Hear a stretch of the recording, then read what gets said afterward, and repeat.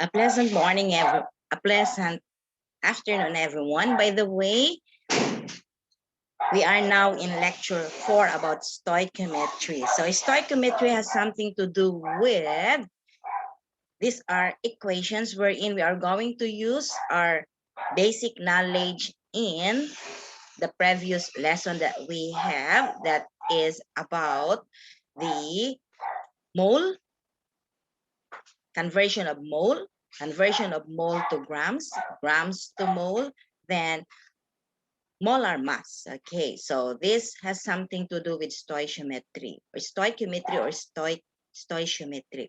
Actually, stoichiometry in a deeper sense is now the application of stoichiometry in an equation, in a chemical equation. So do not worry, I will be going to give you how to know the different, there are 5 types of chemical reaction. That is the combination, the combustion, okay? The other one is the single replacement method, the double displacement method. So this should be discussed in the laboratory. So I'm going to send you a video, a lecture video in the types of chemical equation. So that is an application wherein our stoichiometric knowledge will be applied in the balance equation. So that is stoichiometry. So going back to stoichiometry, the basic of this stoichiometry, we will start with the chemical reaction. So in the chemical reaction, what is in the chemical reaction? As I have said, there are 5 types, but in most cases, we are only having the 4. That is the combination, the decomposition, the single replacement method, and the double displacement or double metathesis method. So in the chemical equation, of course, you have a reactant, which is on the left side of your equation, and what is being produced is now the product, which is on the right side of the equation.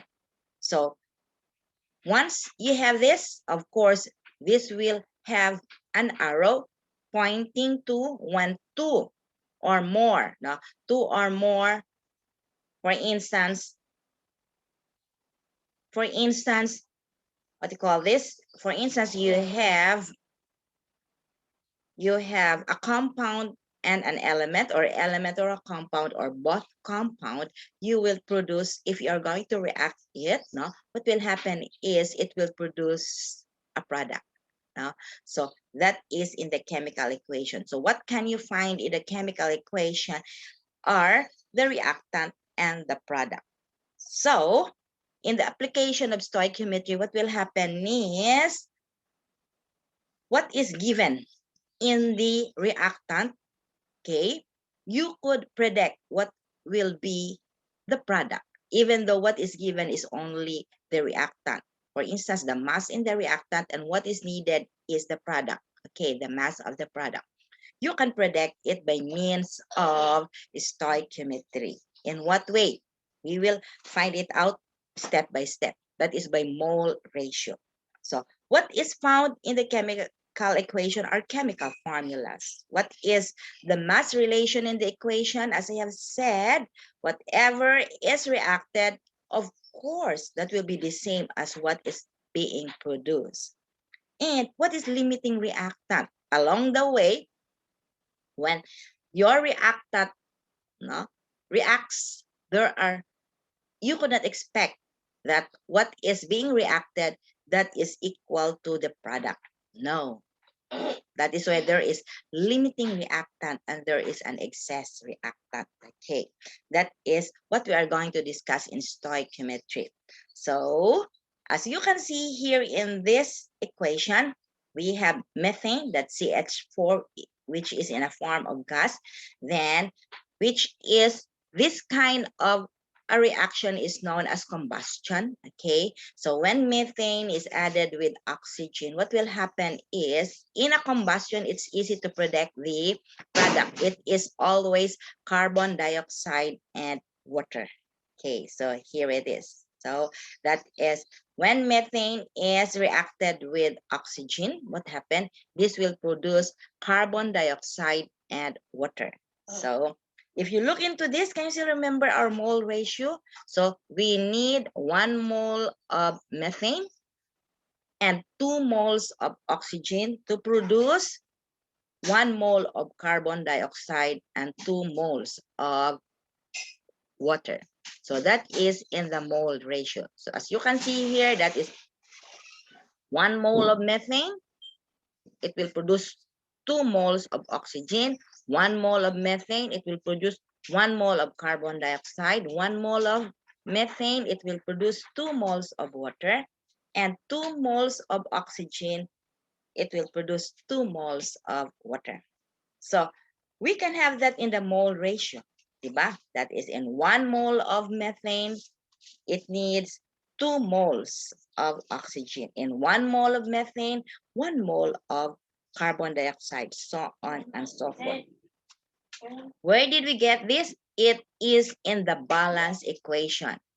So one of the requirements in calculating the stoichiometry is, of course, the balance equation. And you should know how to predict the product. Then, as I have said, I will be giving you a video on the types of chemical equation, chemical reaction. So we have here a problem. Problem 1, in the combustion of methane, the one that we had just talked about. In a combustion of methane, how many moles of oxygen are required if 6.75 moles of methane is to be consumed?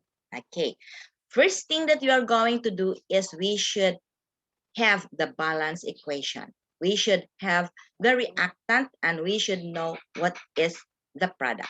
So we have methane plus oxygen. As I have said, what type of reaction is this? This is a combustion.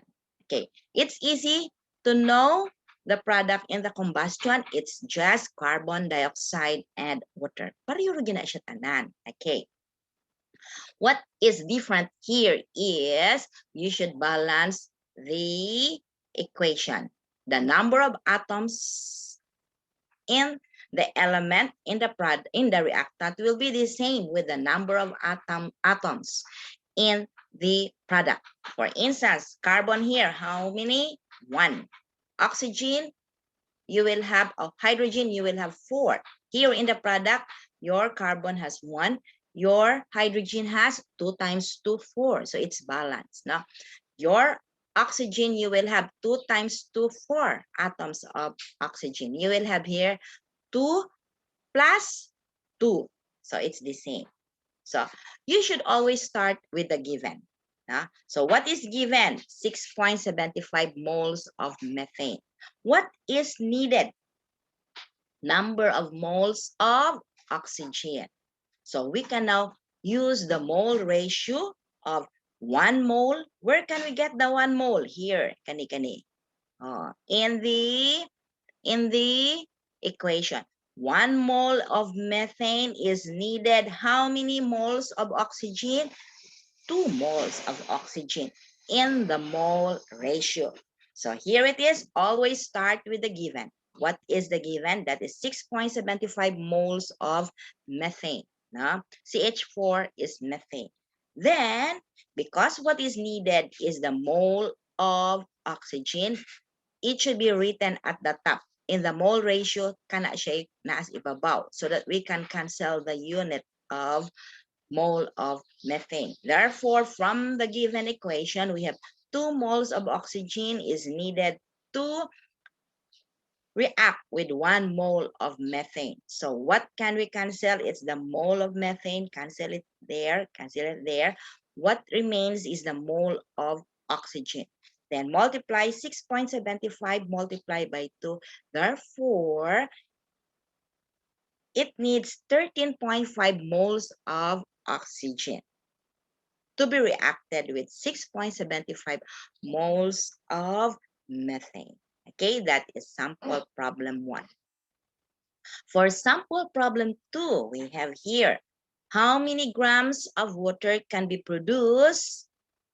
Insufficient hydrogen, no, reacts with 26.0 grams of oxygen.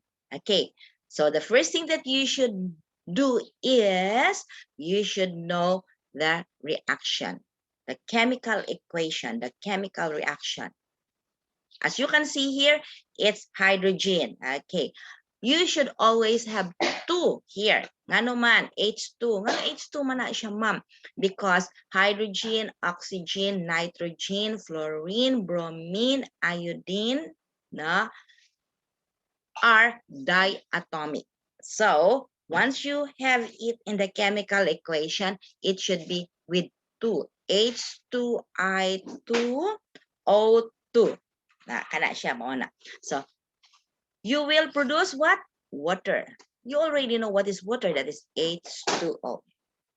So, you have H2 plus O2. Take a look. No? H2O. Balance first the equation.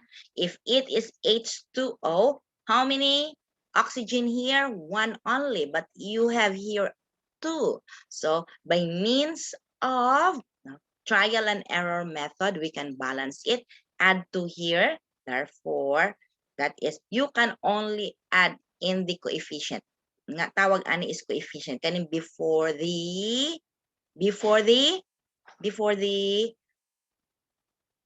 formula. Okay, so that is it. Dili ni mo pwede, you could not change this portion here. Okay, so that is 2 times 2, how many hydrogen? 4. But here we have only 2 hydrogen. So you add 2 again here in the coefficient to make it balance. So there are 4 hydrogen here, 2 oxygen here, same thing in the product, that is 4 hydrogen and 2 oxygen. So the equation now is balanced. Okay, so what is needed here? That is how many grams of water can be produced. Okay, so ang given is 26.0 grams of oxygen. Okay, so if you look into this, what will be the mole ratio of oxygen with your water? That is, in 1 mole of oxygen, it needs 2 moles of water. Okay, so as I have said, always start with the given.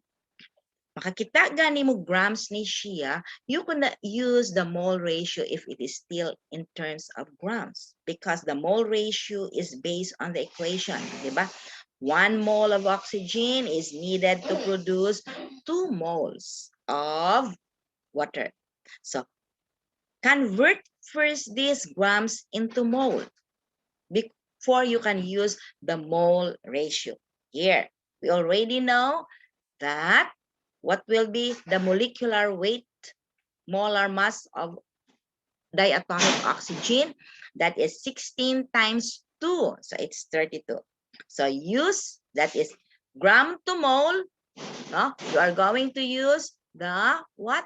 You are going to use the molecular weight or the molar mass. Therefore, it is in 1 mole, how many grams? That is 32, or 32 grams of oxygen. Okay, that is gram per mole. Di ba na? Gram per mole na siya. That is equivalent to 32 grams in 32 grams of oxygen in 1 mole of oxygen. Okay, so place the mole up. Aron makancel ang grams. Therefore, in 1 mole of oxygen is needed in the molar mass with 32 grams of oxygen. So cancel here. Na? Cancel here your grams. Ang nabilin mole na.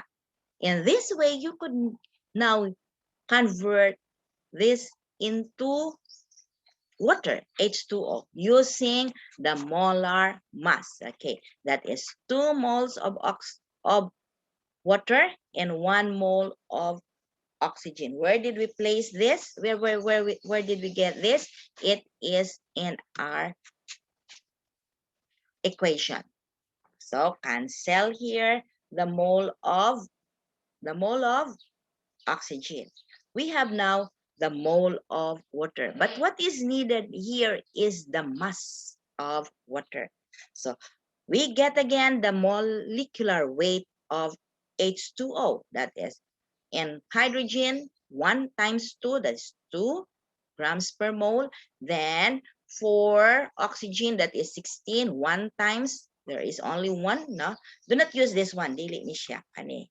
Okay, this is, ayaw ninyo na gamitan because this will only be used in the mole ratio. So that is 18 grams of water. So cancel the mole of water.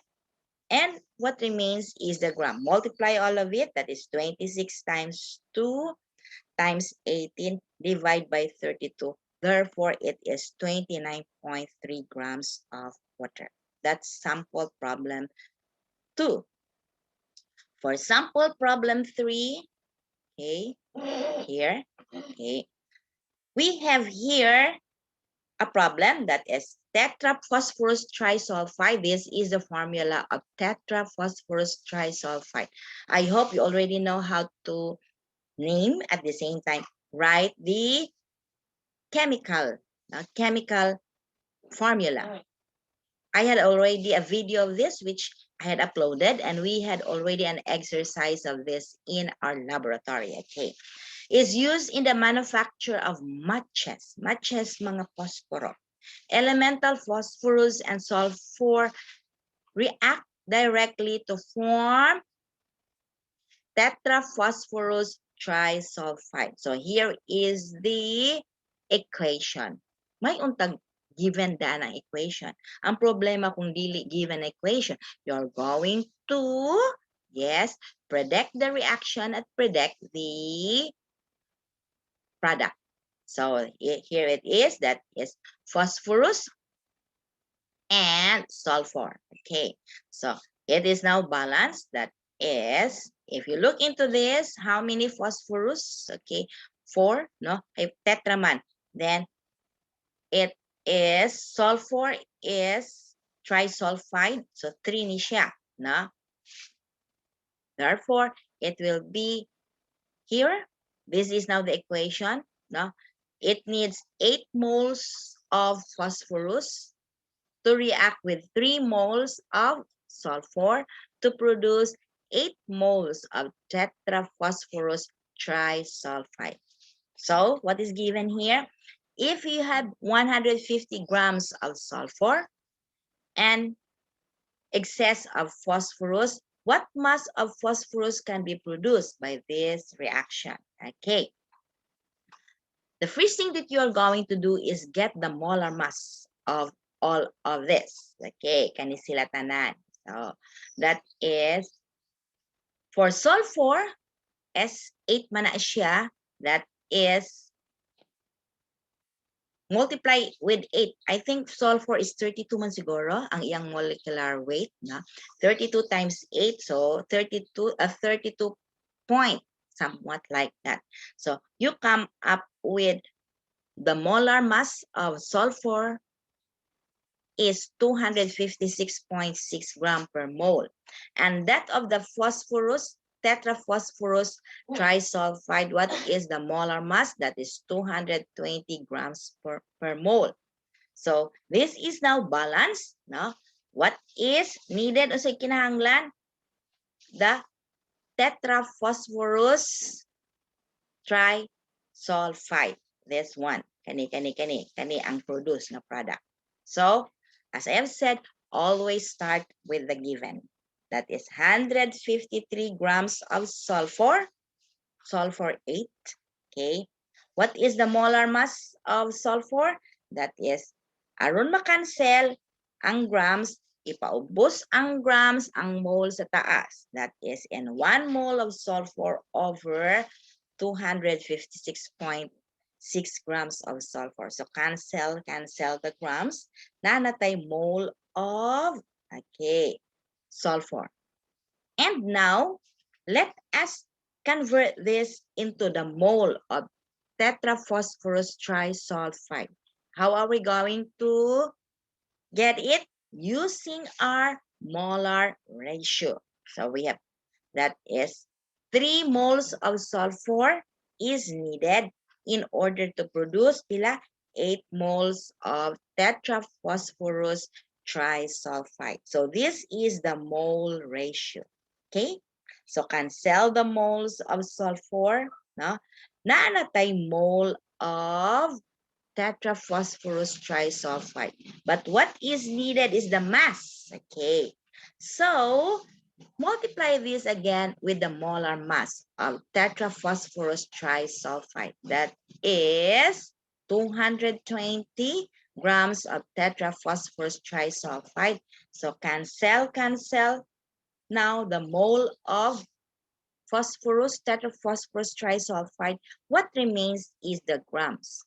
So that is, multiply it, 153 times 8 times 220 over 256 multiplied by 3. So you come up with this answer, that is 3.5 times 10 to the power of exponent of 2 grams of tetraphosphorus trisulfide. Okay, so that's it. Huh? Mostly these are all problems. Okay, so this is the way of solving the, if one is given, and you are going to look for another compound or element, using the balance equation and using the mole ratio, we can solve for the missing mole or the missing number of grams in either in the reactant or in the product. Usa ray given, pero makuha na ninyo ang required either in the reactant or in the product. Okay. So, as I have said, there are tendencies that what is expected, especially in the laboratory, if you're going to react, diba, the law of conservation of energy, whatever is reacted, maong yun tayo ma-produce. But what happened is along the way in the reaction, especially in the laboratory, naagyoy musobra, napoy mupuwang. Okay, and that is what is meant by reactant. So there are two types of a reactant. That is a limiting reactant and excess reactant. So what is limiting reactant? So limiting reactant are these are the reactants, dumduma ang reactant na sa left, na mauna siya ang imong gipa. These are the compound or the element nga gi-combine nimo. And what is produced is the product. Okay. So in your reactant, may kag-reactant duha na siya kabuo. Okay. Ang usa ka reactant pwede limiting. What do you mean by limiting? Meaning this reactant is completely consumed. Okay. So used up in the reaction. Nahurot yun ni siya. And what will happen? This limits the quantities of the product form. So this will limit. Nahurot yun siya. Once you react with a compound reacts with another compound. This compound, for instance, reactant A, reactant B. Okay, this reactant B is completely consumed, nahurot, along the way pag-react nimo, and that is known as the limiting reactant. Okay, what do you mean by excess reactant? Excess reactant meaning other reactant present, meaning kani ang wala mahurot. Okay, and that is known as excess reactant, not completely consumed. If you look into this, that is before reaction, there are 10 atoms of hydrogen and 7, na? 10 atoms, 10 moles of oxygen, hydrogen, and 7 moles of oxygen. So you will find it out here, 20. You will have 20 atoms on top of hydrogen, and 7 times 2, 14 atoms of oxygen. But what happened here is you will have 10, no? 10 moles of water na, and 2 moles of oxygen. Ang naitabo, nakuha nga na ang number of hydrogen molecule. No? So what happened here? This is why, because along the way in the reaction, some of the reactant are completely consumed, and that is limiting reactant, and some of the reactant are not completely consumed, and that is excess reactant. Bali, no? Okay. Meaning, kani excess, naa pa siya, wa pa gyud siya mahurot. Ang limiting, nahurot siya, no? Along the way when you react it. No? For instance, here, our sample problem. No? A solution of hydrochloric acid as a formula of HCl, contains 5.22 grams of HCl. When it is allowed to react with 3.25 grams of solid potassium dichromate. Okay, the product are potassium chloride, carbon dioxide, and water, which is the limiting reactant. Okay. Ang kani, the process here is, how are you going to solve it? Okay. So, look into the product. Okay. You have a product of potassium chloride and carbon dioxide and water. What is given? Katong ganina, usaray given. Kani duha, gihatag ang duha ka sa reactant. Okay, so you have here, no? First thing that you're going to do is balance the equation. Kasi ayun lang mo kabalaka. In most cases, in a reaction, we will always give the equation. Pero kamo na bahalag balance. Okay, here is the balance equation, that is 2 moles of hydrogen chloride, 1 mole of potassium dichromate, 2 moles of potassium chloride, 1 mole of carbon dioxide, and 1 mole of water. Okay.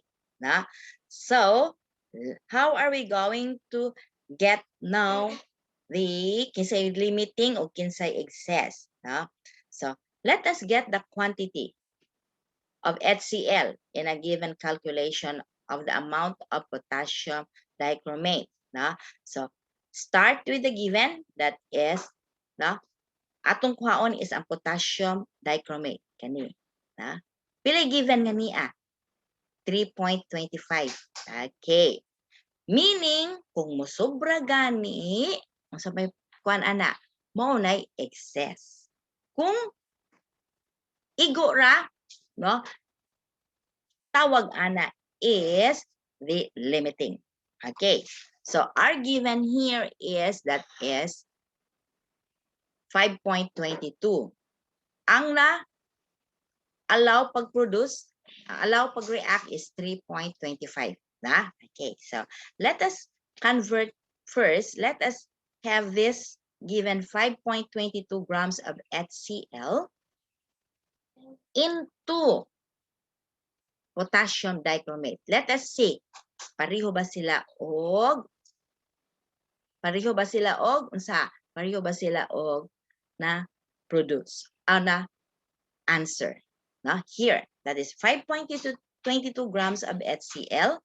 So use the molar mass of HCl, that is 36.46 grams of HCl. So in 1 mole of HCl, that is 36.46 grams of HCl. So cancel the grams here.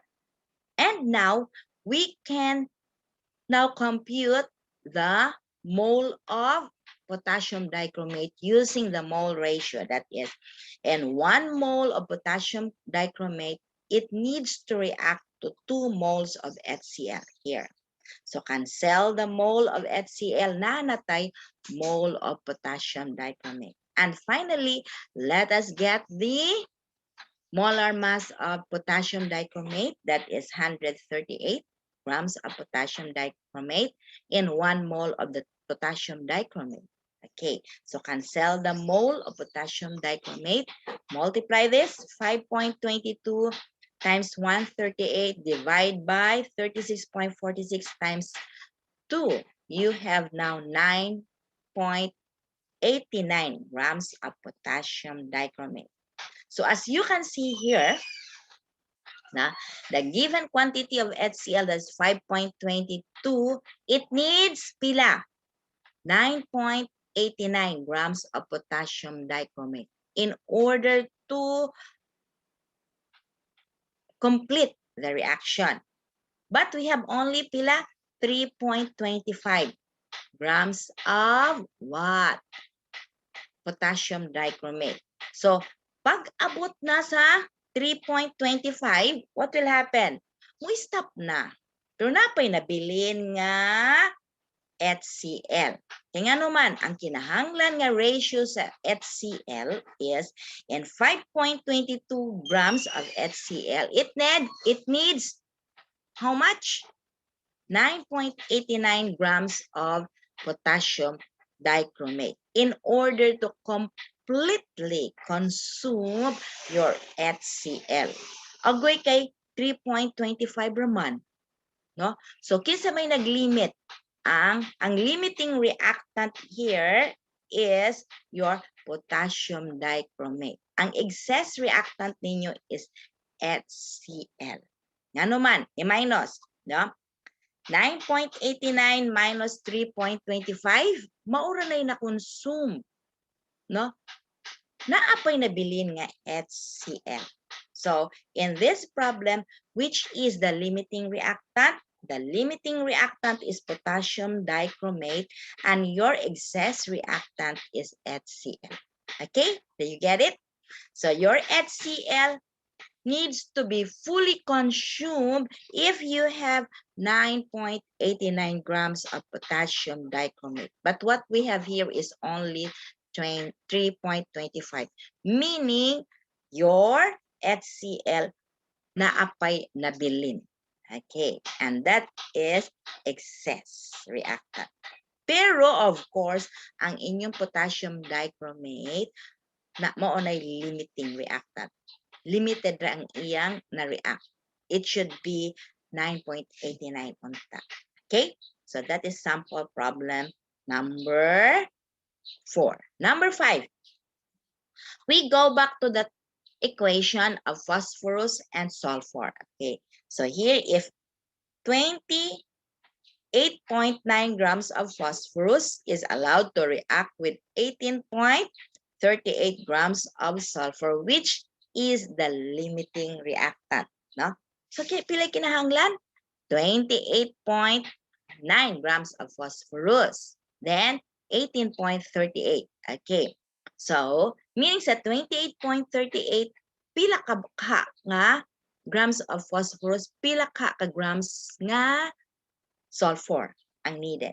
So, what will be our strategy here? Of course, let us get the sulfur, the grams of sulfur, no? Using this 28.2 grams of phosphorus. Okay?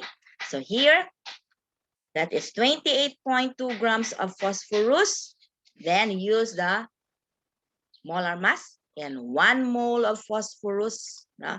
It needs 123.9 grams of phosphorus. That is the molar mass. Okay, so cancel the grams of phosphorus. Samok, samok, samok. Then, what is, we have now here the mole of phosphorus. In order to come up with the mole of sulfur, let us use this balance equation for the mole ratio. That is 8 moles of phosphorus is needed to react with 3 moles of sulfur. So cancel the mole of phosphorus. No? Then, let us convert now. Let us have now the molar mass of sulfur. That is 256.5 grams of sulfur over 1 mole of sulfur. So cancel the mole. We have 21.9 grams of sulfur. So take a look. Pila man ni? Ang ania. Sa 28.2 grams sa phosphorus, it needs pila gi-react nga niya 18.3. Pero di ay sa 28.2 grams of phosphorus, it needs pila ka sulfur to completely consume our phosphorus? It needs 21.9. So kulang, no? Kay 18.3 man eh. So naapoy nabilin. If you subtract 21.9 minus 18.3, around mga 3 grams pa sa 3 grams pa sa what they call this sulfur ang kulang, no? So here, so what happened? Therefore, in 28.2 grams of phosphorus, it needs pila 21.9 grams of sulfur to completely, no, consume the phosphorus in the reaction. No? So we have only 18.3 grams of sulfur. So there is not enough sulfur, no, to react with phosphorus. So kinsa may naglimit? It is the sulfur. Okay, kaya nga naman, instead of 21, 18 ra. So the limiting reactant here is the sulfur, and the excess reactant here is the phosphorus. Okay, that is problem number 5. Okay. In sample problem 6, we have here, so we are now in problem 6. The MTBE, what is MTBE? That is the methyl tertiary butyl ether. So that is the abbreviation of methyl tertiary butyl ether, MTBE. This has been used as an additive in gasoline. Okay.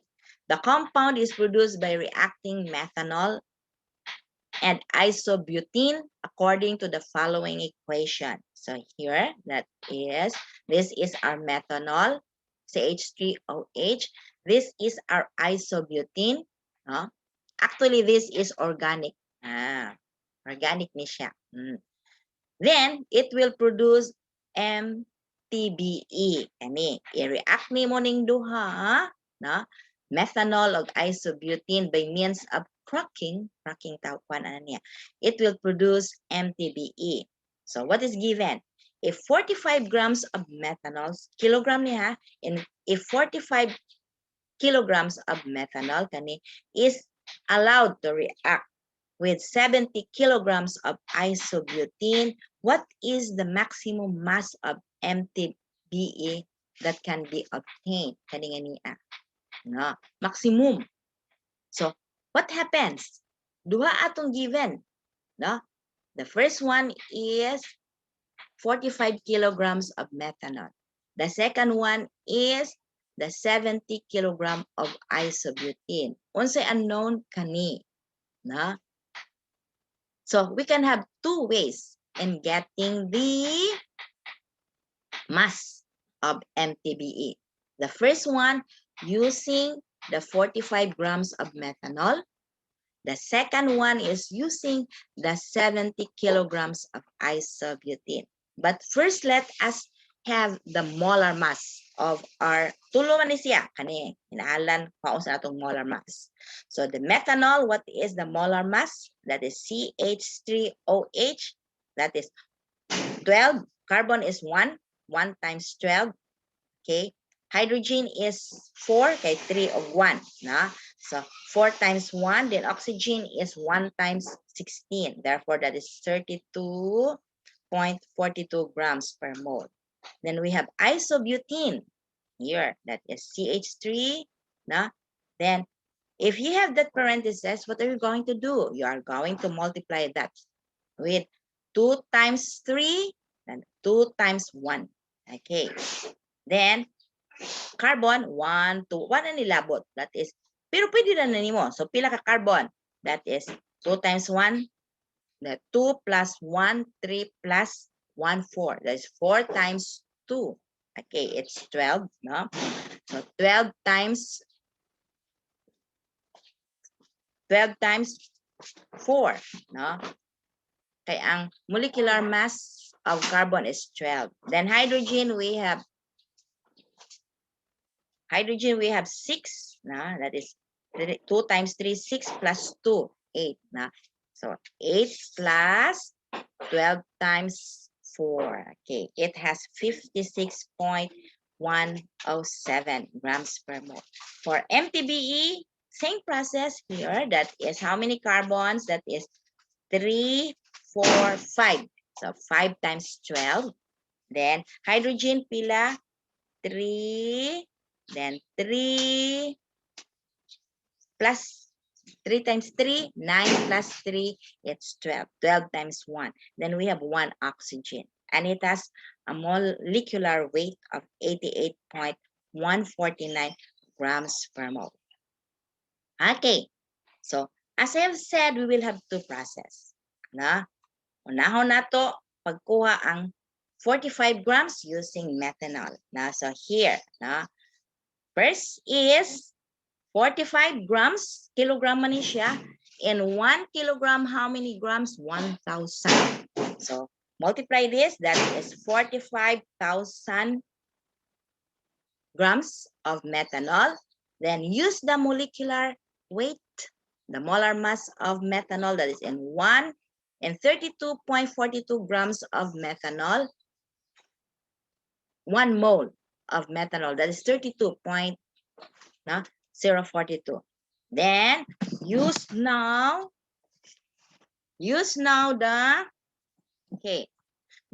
the mole ratio. And 1 mole of methanol,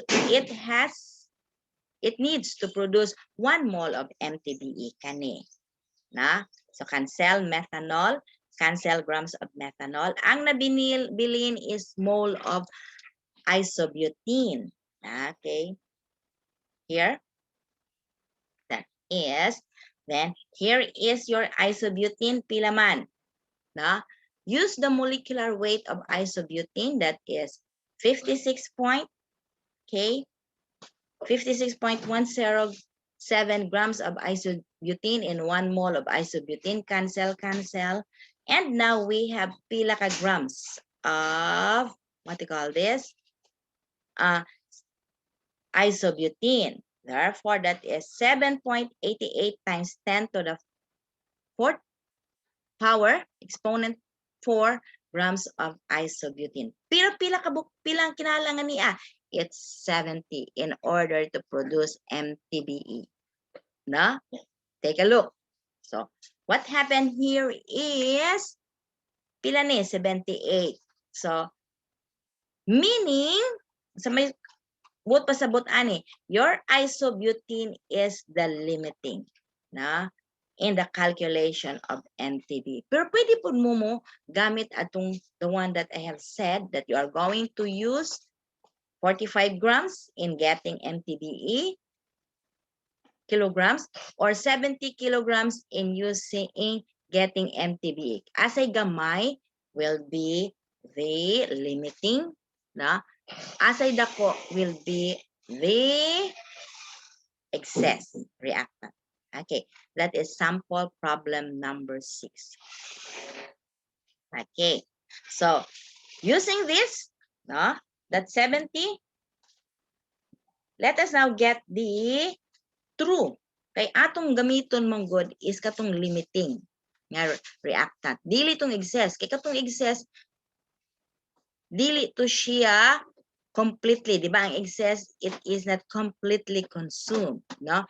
Pero ang limiting is the one that completely consumed. So, we will use our, no, here, our isobutene. Therefore, that is 70,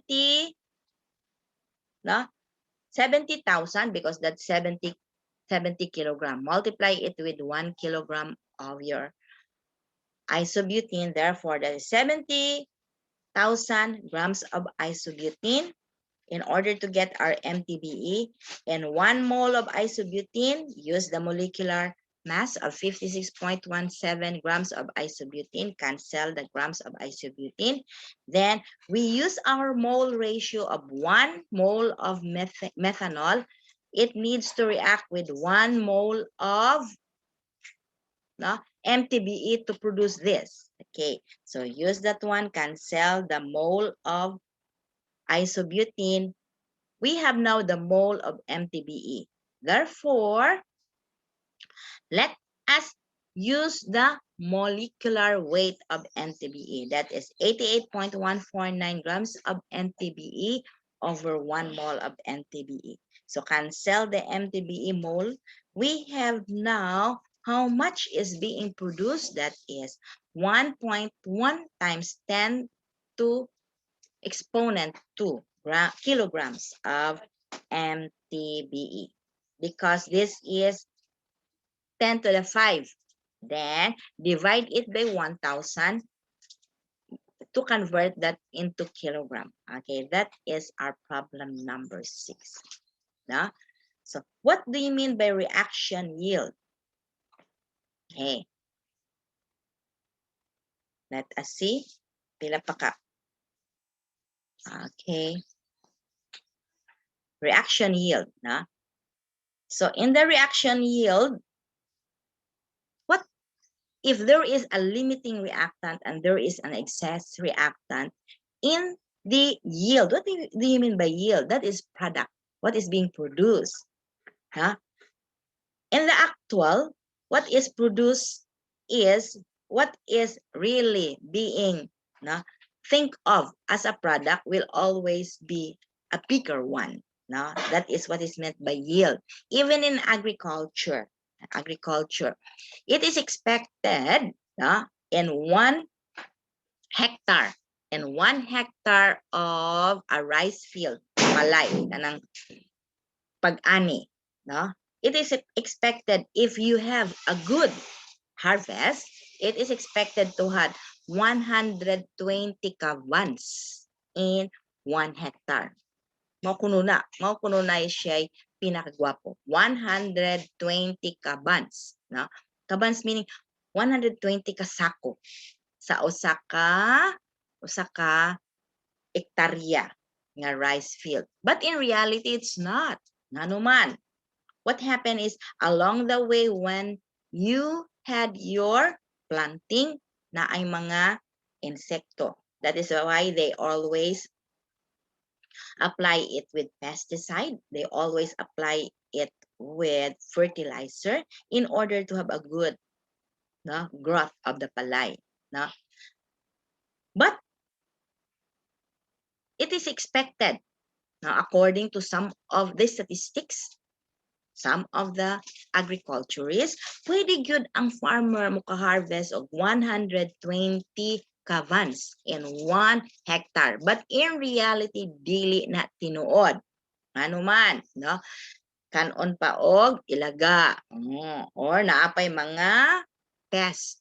Naapay mga birds. Mayam, ngaon. Okay. Especially og hinog na. Okay. Pag hinog na, daga na pag kuhol, golden kuhol. The golden kuhol are the one that will, maupay pag pamunga, ila na ng hutdon. Okay, if there are golden kuhol, what will happen? Even the stem, ilang kanon. Napoy mga stem borer, which will attack the palay. So instead of 120 kabans, what will happen? Ang uban, kung attack yung yuga, 50 na lang kabans in 1, in 1 hectare. Wapo na kuno ng 100 kabans. That's a very good harvest. So that is what is meant by yield. So yield sometimes could have 2 ways. The actual yield, actual meaning katong tinuod nga na harvest sa farmer.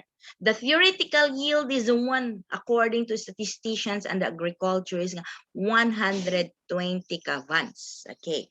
The actual yield is 50 kabans. Ano man, gi-attacking pistig, gi-attacking stemborg, gi-attacking black bug, gi-attacking kana, yatakig tao, nangawa, oh, apil na siya. Okay, that is the actual yield. The theoretical yield is that 120. Okay, so actual yield is the quantity of product measured through experiments or during the laboratory. What expected is kani unta ako ma-produce once I react this. But what happened during the reaction na inayabu, na I evaporate. So what happened? Ang yield, the actual yield, dili na siya mao. Dili na mao sa imong gihuna-huna nga yield. And that gihuna-huna nimo nga yield is the theoretical yield, the quantity of product calculated from the reaction. Because if you are going to use the stoichiometry, actual ang imong yield, ang product nga makuha nimo is dako compared sa actual sa laboratory. So the percentage yield is the actual yield. Ano mabalaan yun nato ang tinuod nga percentage yield? That is the actual yield mas dako ang actual, mas gamay ang actual kontas theoretical times 100%. That is what is meant by reaction yield. Okay? So we have sample problem 4 to solve for the actual and the theoretical. Now, Solvay process is important in the commercial production of sodium carbonate, NaCO3, which is used in the manufacture of most glass. The last step in the Solvay process is the conversion of sodium bicarbonate to sodium carbonate by heating. So here is the process. This is sodium bicarbonate. Once heated, you will produce sodium carbonate and carbon dioxide and water. Actually, this is the yield. This is the product. May nga ni product na ay main product o na ay this one here are the byproducts. Ang pinaka-importante nga product is really the product. Katong mga dili importante are known as the byproduct. So here, what is given is 42 grams of sodium bicarbonate is heated here. Then, what is being formed? That is 23.3 grams of sodium carbonate is formed. So, unsa kay actual? What is the percentage yield of the reaction? So, this is the actual yield, ha? Okay, form ba yan? May nga ikag-form, meaning mo na ni ang actual yield. Okay. Pero unsa ka ang theoretical yield? Ang theoretical yield is we can compute for the theoretical yield if we are going to use this one, 42 grams of sodium bicarbonate. What will be expected here? Using our stoichiometric way of solving it, we will have now 42 grams. Let us use the equation here. Is 42 grams of sodium bicarbonate. Use the molecular weight of sodium bicarbonate, which is 84 grams of sodium bicarbonate. So cancel the grams here. What it means here is the mole of sodium bicarbonate. Okay. Then, let us get now the moles of sodium carbonate using the mole ratio. It is 2 moles of sodium bicarbonate is needed to react in order to produce 1 mole of sodium carbonate. So cancel the sodium bicarbonate. And finally, let us get the molecular weight of sodium bicarbonate, which is 106 grams of sodium bicarbonate. Cancel the mole. We have now 26.5 grams of sodium carbonate. Mauunta ni ang theoretical. Pero ang na-produce sa tinuod is only 22.3 grams. So, how are we going to? So, this is our theoretical yield, and this is our actual yield. Okay? So, solving for the percentage yield, that is pila kani solving for the yield, we have actual yield katong given, katong na form yun nga tinuod, that is 22.3 grams. Then using our stoichiometric way, we can get for the theoretical, which is pila 26.5 grams. Divide it, that is, what is our percentage yield? 84.2%. Dili gid 100%. Kaya nga naman, ang actual is 22.3 grams. Ang theoretical is 26.5 grams. Okay? So that is it. So we have now here the solution for stoichiometry. Now, in case we will be using the volume. Okay. So determining the number of moles of substance when volumes are measured rather than masses. Okay. So in kaso gani volume ang given, what are you going to use? Okay, that is volume, no, and concentration given. You can use our formula, that is, diba? Molarity is equal to number of moles over liter of solution, diba? That is molarity. Okay.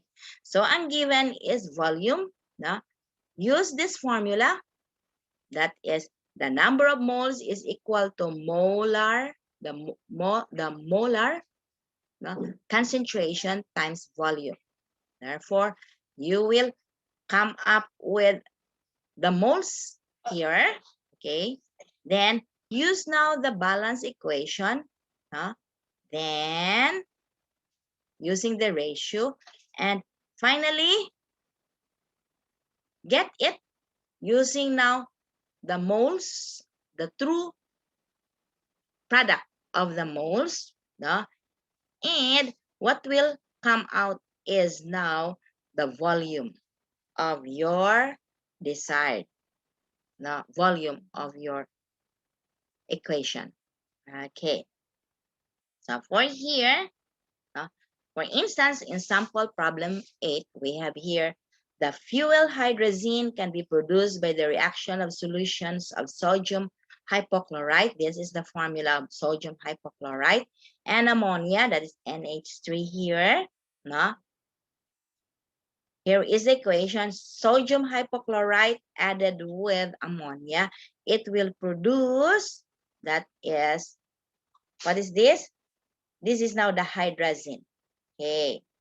Your hydrazine has a formula, or this could be named as dinitrogen tetrahydride. Okay. Then sodium chloride and water.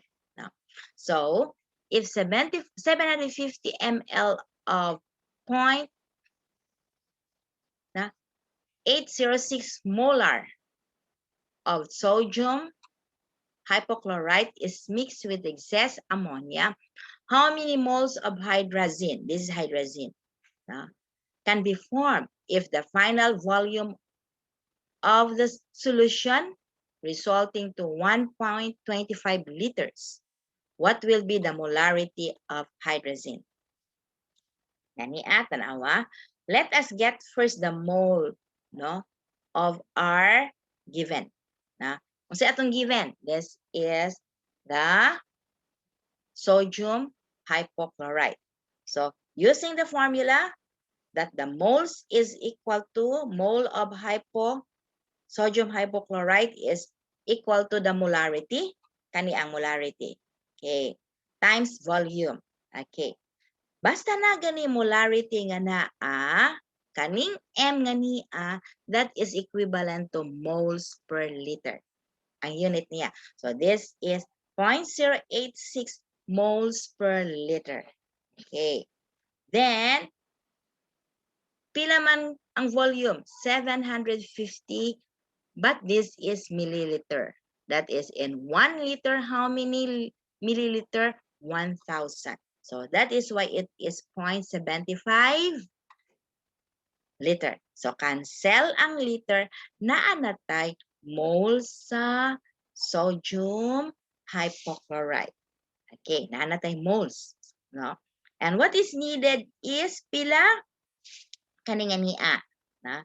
Pila mangkuno ang molarity, no, sa kaning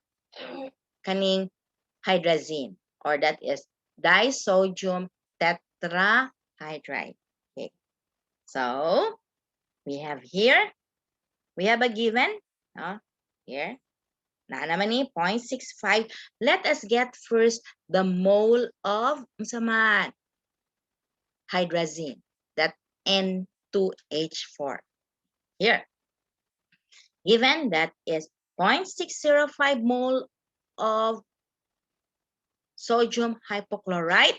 Using this, using this equation, we need 1 mole of sodium hypochlorite in order to produce 1 mole of hydrazine. Kani, mao ni ang 1:1. That's the mole ratio. So cancel the mole of sodium hypochlorite. We have now 0.605 moles of hydrazine. Therefore, we have a given now. What is molarity? That is number of moles over volume or liter of solution. Pila given 1.25. What is our mole? That is 0.6005 from this one. Sayop niya, that is N2H4 ni siya. So therefore, that is 0.605 divided by 1.25. It is now 0.484 moles per liter or molar. Okay, that is now our answer. Okay, that is problem number 8. Then, another problem, an application of this. Pila ka problem na lang. Okay, here. Another problem for the application of this, that is many common titrations involve the reaction of an acid with a base. Okay. If 24.7 ml of 0.03 molar of sodium hydroxide solution is used to titrate 15 ml sample of sulfuric acid. Sulfuric acid is a formula of H2SO4. What is the concentration of the acid? Na? So concentration per kinahanglan ani. Okay. So we have our equation, that is sulfuric acid added with sodium hydroxide. You will produce sodium sulfate and water. Okay, here, then balance the equation. We have here, it needs 1 mole of sulfuric acid in order to produce 1 mole of sodium sulfate. Now, so how are we going to calculate first the moles of sodium hydroxide? Kani man given. Kani. By the formula, that is, the moles of sodium hydroxide will be equal to the what? The, can you still remember the molarity? Molarity is equal to moles of solute over liter of solution. So how are you going to get the moles of solute? Here, calculating the moles of sodium hydroxide using that formula, that is the volume multiplied by the molarity. Kani. Diba? So the moles of solute will be, or moles of sodium hydroxide will be equal to, that is the volume. This 24.75 ml, convert that into liter by dividing it with 1,000. That is 0.02475 liter of solution. Then times this one. This is the molarity. That is 0.05303 moles over liter. So cancel your liter. You have now our mole of sodium hydroxide. Na? So in order to get the moles of hydrogen sulfate or sulfuric acid, let us use this. That is 0.0124 moles of sodium hydroxide. From the mole ratio, we have 2 moles of sodium hydroxide is needed to react with 1 mole of hydrogen sulfate or sulfuric acid. Cancel our sodium hydroxide. We have now divide. 0.0124 divide with 2 moles, that is 6.022 times 10 to the power of, or raised to the power of -3 moles of sulfuric acid. Then, how are we going to have now the titration?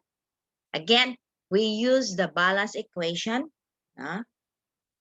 We use these moles of sulfuric acid, the one that we had already solved here.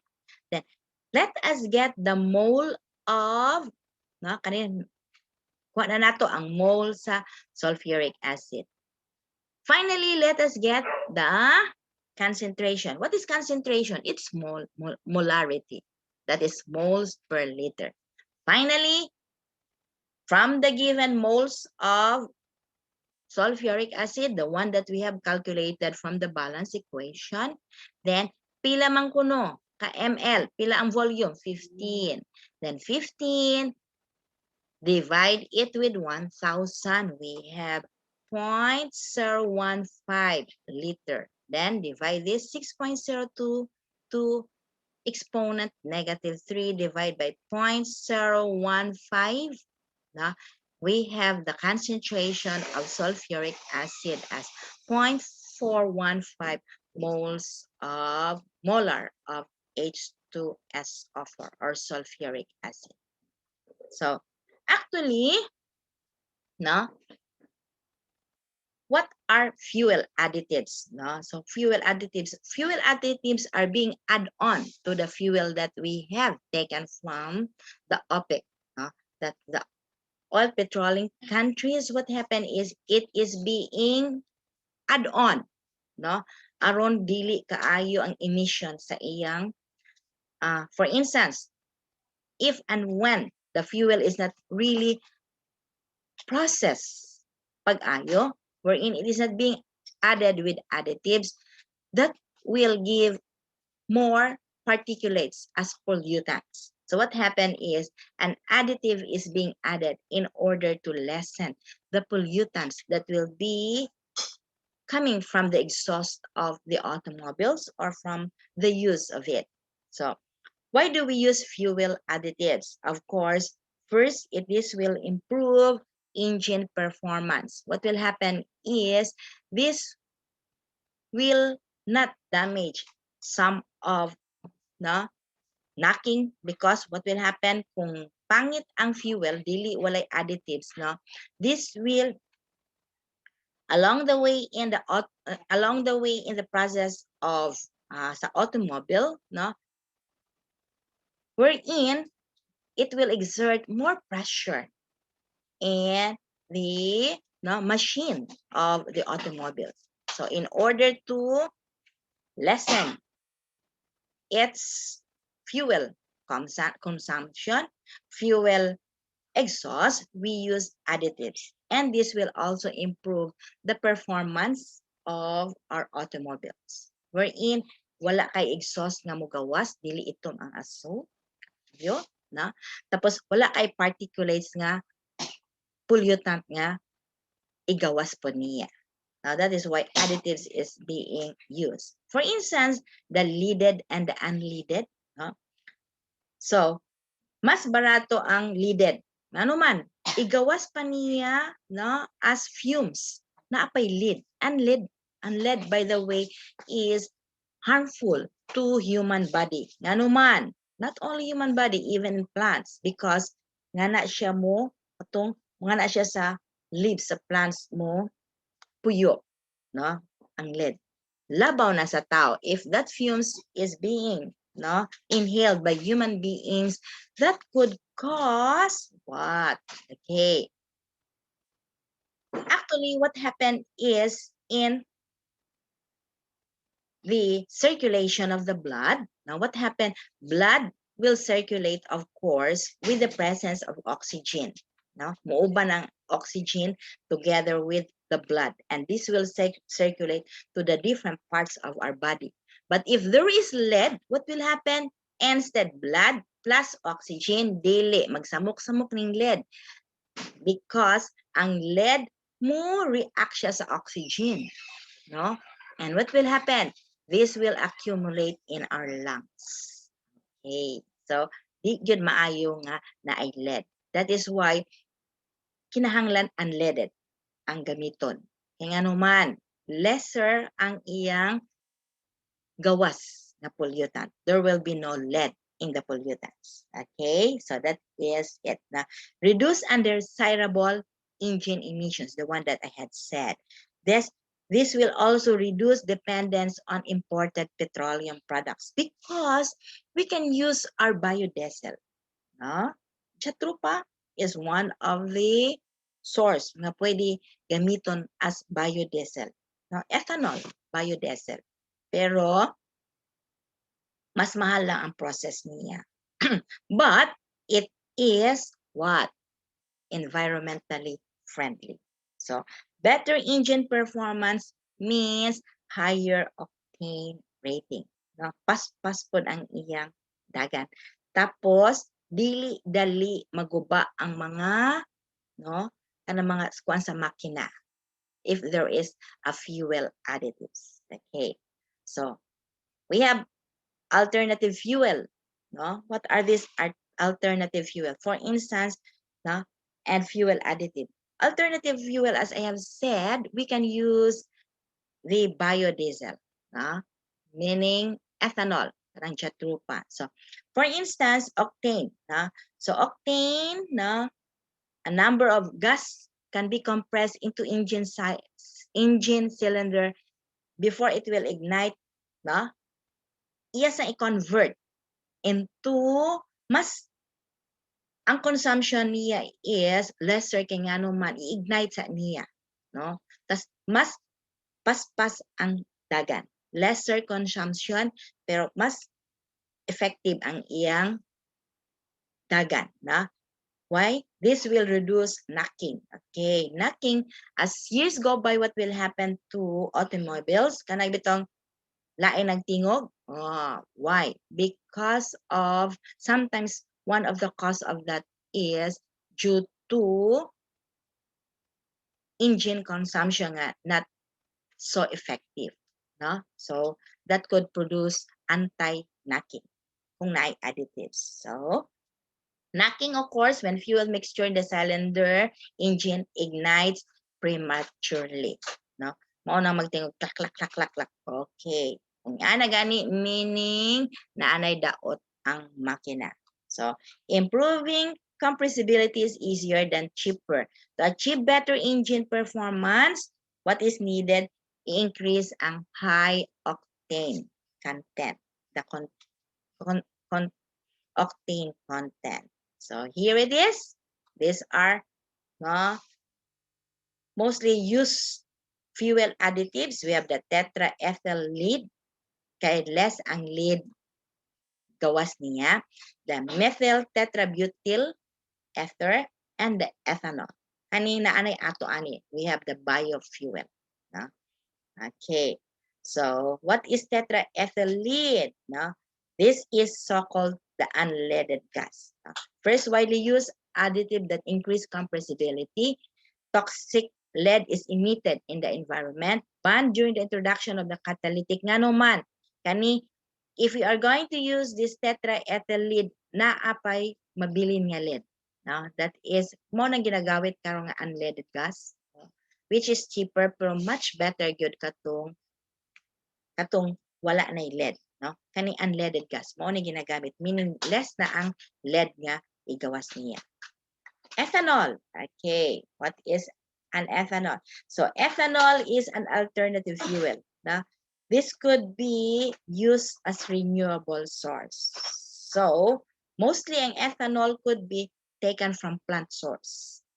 Okay, plant source. That is basta alternative fuel ng ethanol. Then the MTBE, the one that we have solved a while ago, this increase both octane rating and oxygen. Of course, this is cheaper. No? Pero ang problema, this could cause cancer. No? That is carcinogenic. So that is why this is already being banned. Kaya nga naman, as fuel additive because of its effect as carcinogenic. Okay. So that's the end of our class, and there will be more problems, no, for you to solve. No? And at the same time, I'm going to give quizzes, set of problems for our quiz. Thank you for listening and a pleasant afternoon.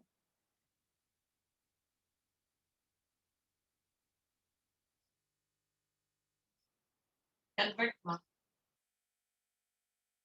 Convert sabi. Tapos na? Oo, tapos na. Abe. Dali, ang akong ugma, nga ito na lang ako. Hi, ma! Kasi convert tayo para manila. Ay, na, nakawon pa man na. Sige na, kung na bala. Magmasuod ko din na. Wala, wala man itaw. Di lagi kay, asa man ako pag-off? Hindi.